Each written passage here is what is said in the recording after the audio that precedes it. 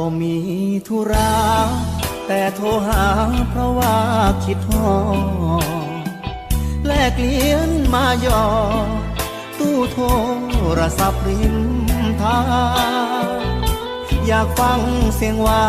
นเติมใจให้มีพลังวันใดบ่เห็นหน้า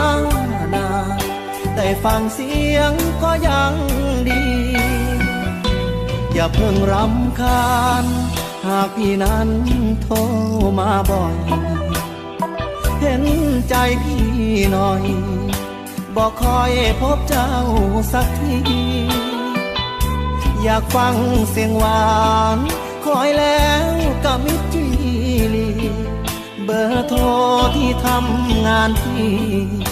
เคยให้ทำหายหรือยัง